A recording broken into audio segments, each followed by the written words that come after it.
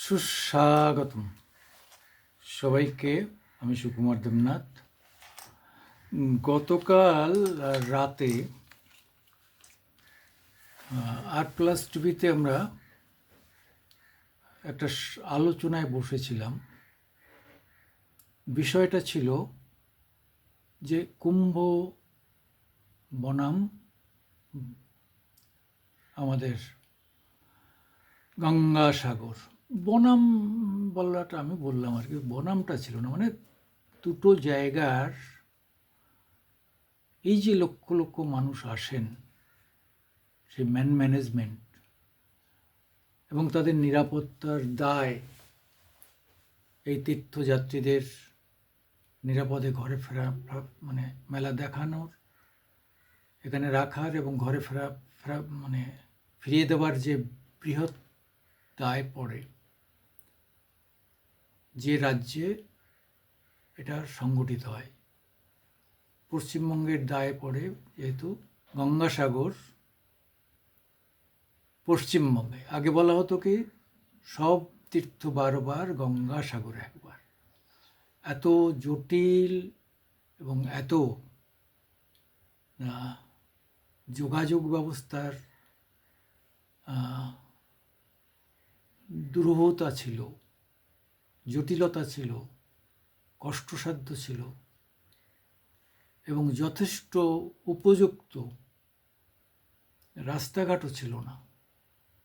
তার মধ্যে আবার বিশাল নদী, সেই নদী পার হয়ে ওই দ্বীপে গিয়ে পৌঁছানো, এই জলাশয় অতিক্রম করা, উদ্বেলিত জলাশয়, ভয়ঙ্কর বিক্ষুব্ধ, এগুলো নিয়ে গঙ্গাসাগর আর ওদিকে কুম্ভমেলা, প্রয়াগ, বিশাল গঙ্গা, যমুনা, সরস্বতী যদি এখন নেই, কল্পনায় ধরা হয় যে কনফ্লুয়েন্স অফ গঙ্গা, যমুনা, সরস্বতী, মানে তিনটি নদীর মোহনা। মানে এখানেও গঙ্গা এবং সাগরের মোহনা বলে গঙ্গাসাগর। এই মোহনা মানেই হচ্ছে নদীমাতৃক ভারতবর্ষের যে অংশ, সেই অংশের কাছে খুবই পবিত্র জায়গা।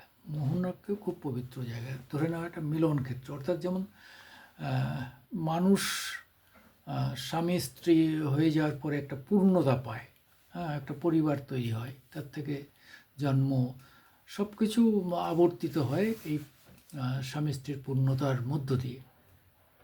তেমনি একাধিক নদীর বা সাগর, মহাসাগরের সঙ্গে তার যে কনফ্লুয়েন্স, তার যে মোহনা, তার যে সংযোগ বা সঙ্গম স্থল, সেটা সনাতনপন্থীদের কাছে অত্যন্ত প্রিয়।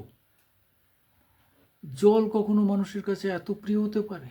সারা পৃথিবীর আধুনিক সভ্যতা ভাবতে পারে, কিন্তু আমাদের কাছে জল অত্যন্ত প্রিয়। কারণ হচ্ছে জলই জীবন। এটা তো ঠিক, জল বাদ দিয়ে এই জীবন কোনো জীবজন্তুর পক্ষেই বাঁচা সম্ভব নয়। সেই জন্যেই জলকে এতটা গুরুত্ব আমাদের সনাতনপন্থীরা দিয়ে এসছেন। এবং জল পাওয়া যায় নদীতে। আবার নদী বাহিকায়, নদীর জল বেশি লাগে বলে নদী বাহিকা জুড়েই মানুষের জনপদ গড়ে উঠেছে, মানুষের বসতি গড়ে উঠেছে। গঙ্গা, হুগলি, যে কোনো নদীতে যাবেন, নদীর দুপারেই অসংখ্য জনপদ, অসংখ্য মানুষ।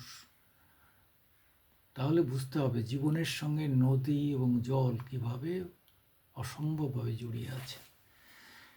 ফলে আজকে সেই জলকে পবিত্র ভেবেই আমরা হিন্দু ধর্মাবলম্বীরা ছুটে যাই। এবং দেখা দেখি আজকে খ্রিস্টান বা অন্যান্য ধর্মাবলম্বীরাও আগ্রহ অনুভব করছেন যে কিসের জন্যে এত হাজার হাজার মানুষ ছুটে বেড়ায়, ছুটে যান, স্নান করেন, কী পবিত্রতা আছে বা কের। তা এর একটা বড় অংশ আজকে হয়ে উঠেছে বৈজ্ঞানিকভাবে ম্যানেজমেন্ট। প্রশাসন কীভাবে এই লক্ষ লক্ষ মানুষকে তাদের উদ্দেশ্য, অর্থাৎ স্নান সম্পন্ন করাবে। অর্থাৎ নদী, তার গভীরতা আছে, যে কোনো সময় স্লিপ করে একটা মানুষ ভেসে যেতে পারে, মানে যেহেতু স্রোত আছে, একটু গভীরে গেলে সে ডুবে যেতে পারে, এভাবে মারা যেতে পারে। এই অ্যাক্সিডেন্টগুলো অনিবার্য হয়ে ওঠে যদি না যথেষ্ট ব্যবস্থা করা হয় এই অ্যাক্সিডেন্ট রুখবার। সেক্ষেত্রে মানে পুরোপুরি ফেল করেছে উত্তরপ্রদেশের আদিত্যনাথ সরকার, এবং সেটাই তার পদত্যাগ আমরা দাবি করছি। কারণ হচ্ছে যে 40 কোটি মানুষ আসবে, 1 নম্বরের কেন গোয়েন্দা রিপোর্ট থাকবে না? যে সারা ভারতবর্ষ জুড়েই তো গোয়েন্দারা রয়েছেন ছড়িয়ে ছিটিয়ে। এত ট্রেন আসছে, তারা তো হেঁটে আসছে না, ট্রেনে আসছে, বাসে আসছে, প্রাইভেট কারে আসছে। তাদের এদের গতিমুখ থেকে বুঝতে পারেনি যে এই সংখ্যাটা কত, অর্থাৎ মানে পাত্তা দেয়নি, যেহেতু ধর্মীয় স্থানের লোক আসে এটা ভেবে। দ্বিতীয় হচ্ছে প্রশাসনিক ব্যবস্থা। According to number of people বা পিলগ্রিমস, তাদের যে নাম্বারটা সেটাকে অনুধাবন করতে না পারার জন্যেই এটা অনভিজ্ঞতার ফলেই এটা হয়েছে যে এদের আনুমানিক কত লোক লাগবে, কত পুলিশ লাগবে, কত ব্যারিকেড করতে হবে, কত খাবারের দোকান লাগবে, কত জনবল লাগবে, অর্থাৎ ম্যান পাওয়ার, সরকারি ম্যান পাওয়ার, পুলিশ হতে পারে, প্যারামিলিটারি ফোর্স হতে পারে, ডিফেন্স ফোর্স হতে পারে, সবাইকে দরকার হবে। কারণ হচ্ছে মানুষের জীবন রক্ষাই হচ্ছে মূল দায়িত্ব। সেই জায়গাটা ভুললে তো চলবে না। তা সেই দায়িত্বটা আদিত্যনাথ ভুলে গেছেন। তার ভুলের জন্যেই আজকে সেখানকার শাসন ব্যবস্থাই আজকে প্রশ্নের মুখে। তবে পাশাপাশি প্রধানমন্ত্রী তার কেন্দ্রীয় সরকারও অস্বীকার করতে পারে না যে একটা রাজ্যের লোকসংখ্যা 26 কোটি, সেখানে 40 কোটি লোক যদি আসে, তাহলে তার দায়িত্ব সে একা কী করে গ্রহণ করবে? তাহলে কেন্দ্রেরও দায়িত্ব পড়ে। একটা রাজ্য কেন্দ্রের যে যৌথ দায়িত্ব রয়েছে যে এই বিশাল সমাবেশ তাদের কীভাবে নিয়ন্ত্রণ করবে, একটা নিশ্চয়ই সেটা রাজ্যের আইন শৃঙ্খলার বিষয়। কিন্তু এখানেই তো সব না, যখন পিলগ্রিমসদের ব্যাপার, তীর্থযাত্রীদের ব্যাপার, দেশ বিদেশের মানুষ আসছেন, তো সেখানে সেনাবাহিনীকে, প্যারামিলিটারি ফোর্সকেও কাজে লাগাতে হবে। সেন্ট্রালের সমস্ত শক্তি রাজ্যের সঙ্গে হাত মিলিয়ে এখানে কাজ করবে, এখন যেমন করছে। এই দুর্ঘটনা ঘটে যাওয়ার পরে যে কেউ বলছে 30 জন মারা গেছে, কেউ বলছে 50 জন, কেউ বলছে 10 জন মারা গেছেন। যাই হোক, একটা জীবনেরও তো বহুমূল্য। 25 লাখ টাকায় তো একটা জীবন কেউ দিতে পারে না, কেউ নতুন জীবন দিতে পারে।